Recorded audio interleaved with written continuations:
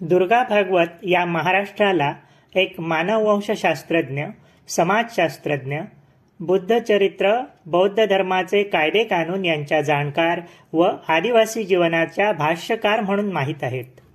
इंग्रजी, मराठी, संस्कृत, पाली, अर्धमागधी आणि बंगाली या भाषांमधील प्रावीण्यामुळे त्यांचे संशोधन विशाल आणि सखोल बनले आहे. लोकसाहित्याची रूपरेखा हे त्यांचं सर्वात महत्त्वाचं पुस्तक आहे.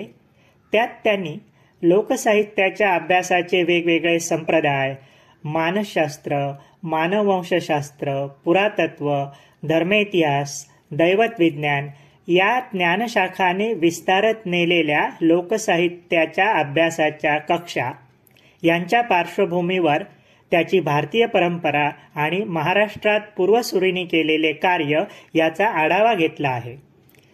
दुर्गा भागवत यांच्या साहित्याची उत्तुंगता त्यांच्या ललित गद्य लेखनामुळे अधिकच वाढली आहे. उदाहरणार्थ ऋतुचक्र, भावमुद्रा, व्यासपर्व, रूपरंग, पैस, डूब, प्रासंगिका, लहानी, आठवले तसे आणि दुपानी ही पुस्तके याची साक्ष देतात. त्यांच्या साहित्य संपदेमुळे महाराष्ट्राचा इतिहास समृद्ध बनला आहे.